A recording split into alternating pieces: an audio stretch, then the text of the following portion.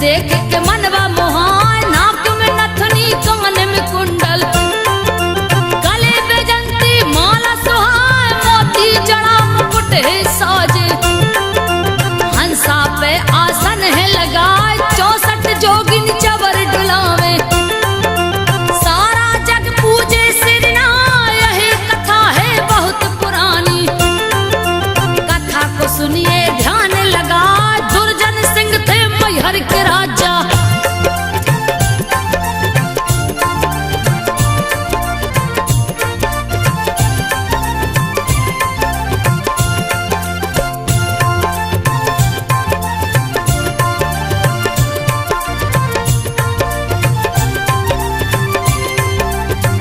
दुर्जन सिंह थे मैहर के राजा, यही इतिहास रहो बतलान, उन्हीं के राज्य में एक था ग्वाला, गैया चराने जंगल जाए, बहुत भयानक था वह जंगल, दिन में रात रहा दिखलाए, एक दिन उस ग्वाले ने देखा, गाँव बीच एक दूजा गाय, जिसका रंग सुनहरा दिखता, ग्वाला कछु समझ नहीं पाए, दूसरे दिन जब जंगल आया, फिर वही गैया गई दिखाए, गैयों के संग चरने लगी है,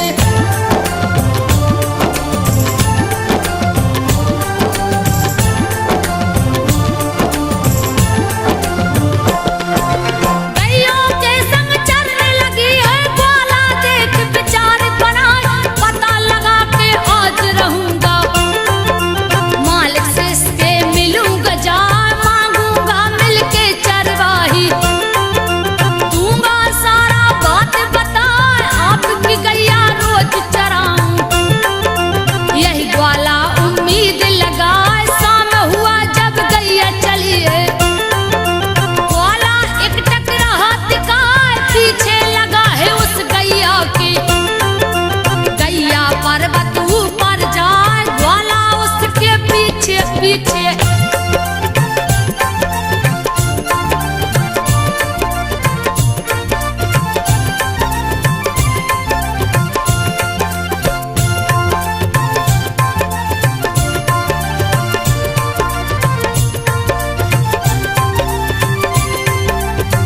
ग्वाला उसके पीछे पीछे, पलक नहीं है तनक झपकाए, ग्वाले को देखत देखत गैया गुफा के अंदर गई समा, द्वार बंद हो गया गुफा का, ग्वाला अंदर जा नहीं पाए, गुफे के द्वार पे बैठा ग्वाला, उसके समझ कछु नहीं आ, तभी खुला है द्वार गुफा का, जिससे निकली बुढ़िया माँ, लगी वो पूछने कौन हो बेटा, रहा है ग्वाला सब समझाए, आपकी गैया रोज चराऊं,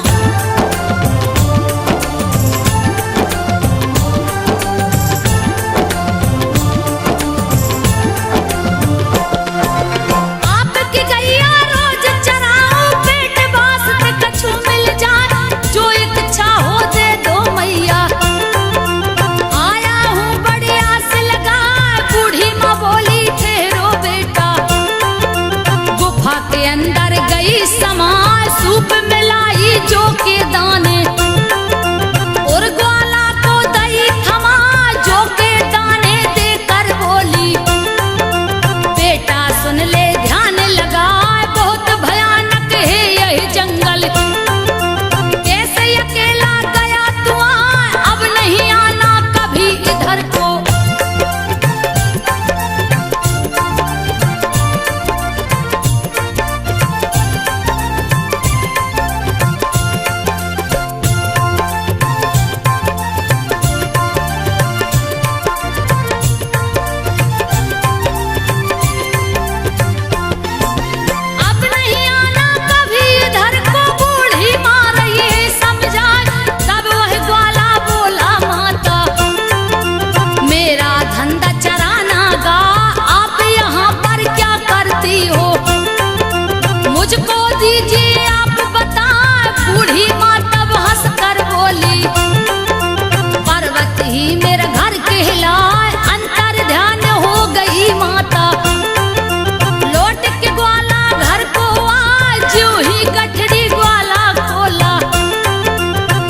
की जगह जवेरात दिखाए, हीरे मोती चमक रहे हैं।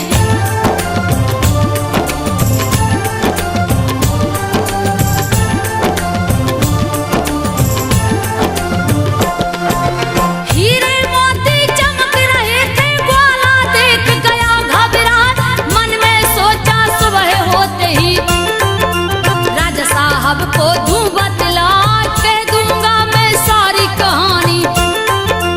होत सुबह को ग्वाला जाए, जा पहुंचा है राजमहल में, दिया है सारा हाल सुना उस ग्वाले की सुन के कहानी।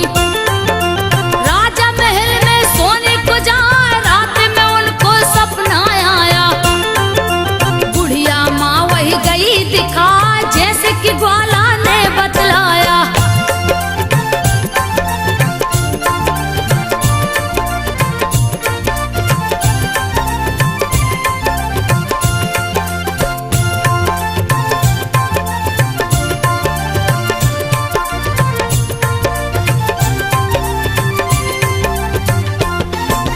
जैसा कि ग्वाला ने बतलाया, माँ ने दर्शन दिया दिखा, आदि शक्ति माँ सारे दहू में।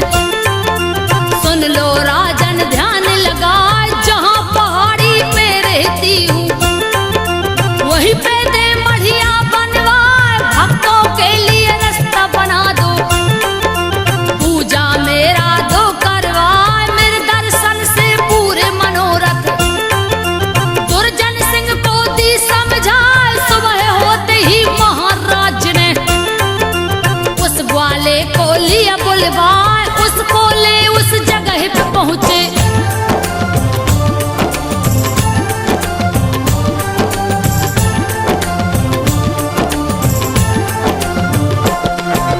उसको ले उस जगह पे पहुंचे, जहाँ पे सिला रही दिखलाई। राजा ने जब जगह को देखा, उसका रास्ता रहे बनवाए, लगे हैं लोग बनाने रास्ता। झाड़ी पहाड़ी पेड़ कटा, बढ़िया माँ की वही बनवाया, पूजा शुरू दिए करवाए, सारे दमा के दर्शन करने। लोगों की भीड़ उमड़ती जाए, पान सुपारी ध्वजा नारियल, लाल चुनरिया रहे चढ़ाए, पर्वत ऊपर मैया विराजी।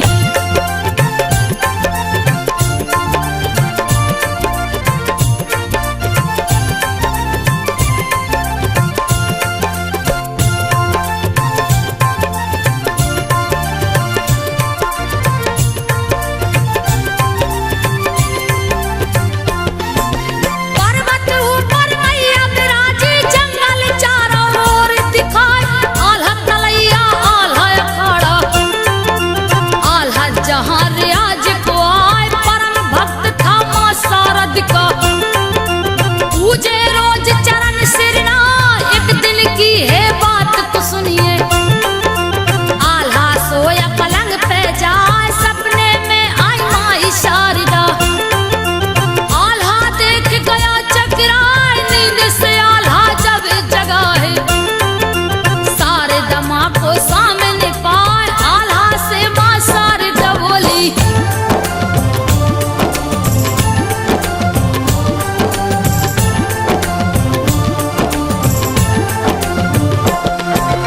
आल्हा से माँ शारद बोली, नगर ढिढोरा तो पिटवाई, अमर बना दूंगी मैं उसको, जो गर्दन को काट चढ़ाए, कह के अंतर ध्यान हुई माँ।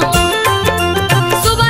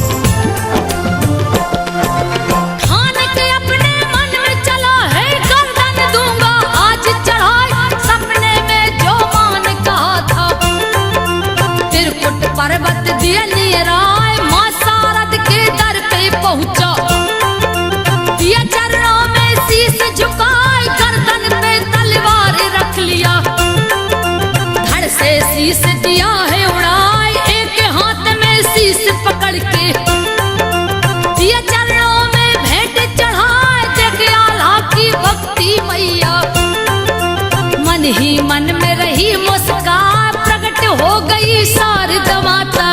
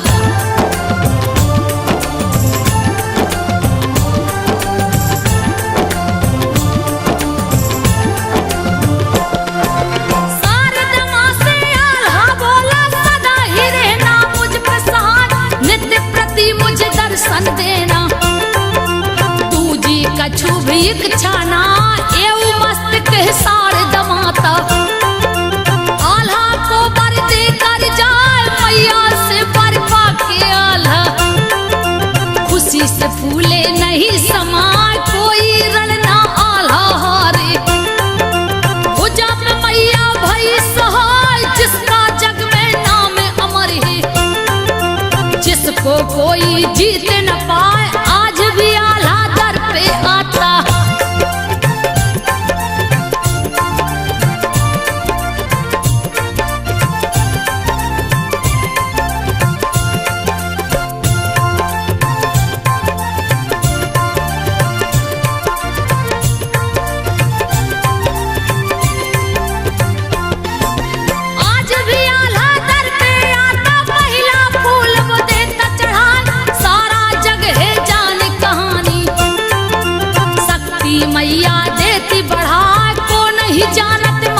महिमा कीर्ति गावत जग तक जाए, बीड़ा पुस्तक धारण करती, सरस्वती मैया जो कहलाए हंस वाहिनी विद्यादान की, ब्रह्मचारिणी तू ही कहाए कुमारी भुवनेश्वरी माता, सारा जग पूजे सिरनाय परम पूज्य परमेश्वरी माता।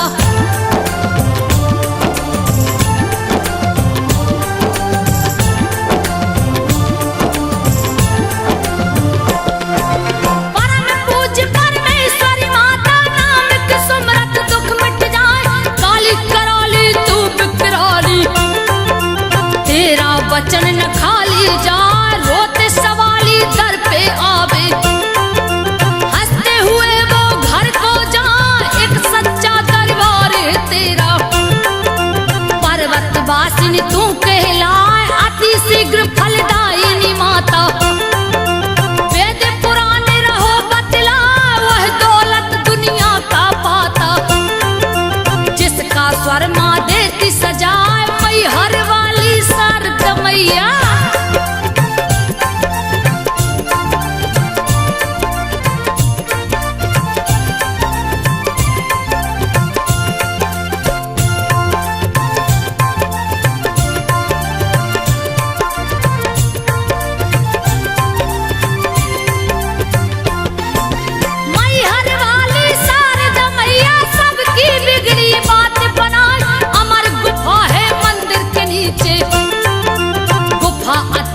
चीन दिखाए दीप है जिसमें सदैव जलता, जिसको कोई देख न पाए आल्हा तालाब और आल्हा अखाड़ा, मई हर नगर की शोभा बढ़ाए माँ का दर्शन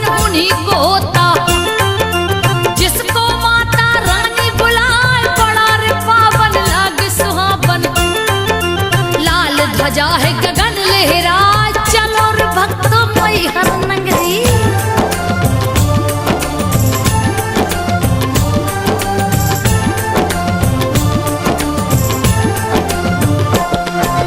चलो रे भक्तों मैहर नगरी, शारदा माता रही बुलाए, दर्श मात्र से जिनके संतो सारा जीवन सफल हो जाए। दुख हरती दुख हारिणी माता, दुख भय और है रोग मिटाए, विघ्न विनाशक शारदा मैया।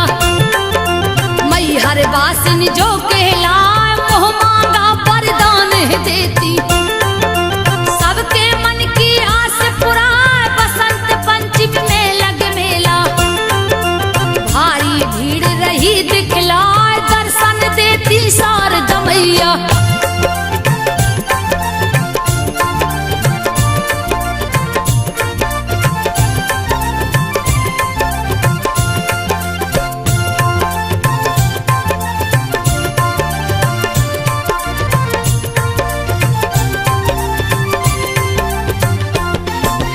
दर्शन देती शारदा मैया, कितने भक्त लिए अजमाए, आल्हाऊ दल मचला इंदल, सबको मैया गई दिखाए। इसकी महिमा कौन बखाने, जिनके हाथों जग है रचाए, सती के संग जहाँ शिव है विराजे। सिद्ध शक्ति पीठ धाम कहा है, बाई और शारद मैया के, नरस है भगवान रहे दिखाए, जहाँ विराजे माँ जगदम्बे।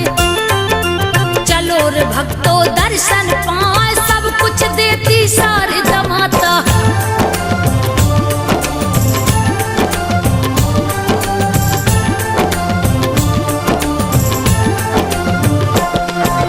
सब कुछ देती शारदा माता, कथा को सुनिए ध्यान लगाए, प्रथम सीधी पे शीश झुका के, मात शारदा जो गोहराए, चढ़त चढ़ाई मन ना थाके। मैया शक्ति देती बढ़ाए, बाजा बाज रहे अंगना में, पंडा पुजारी शंख बजाए, टना टन टन घंटी बाजे, तीनों लोक में गूंजत जाए। चलो रे भक्तों दर्शन करबी, माँ की शक्ति कहीं न जाए, माँ तो है बस प्रेम की भूखी।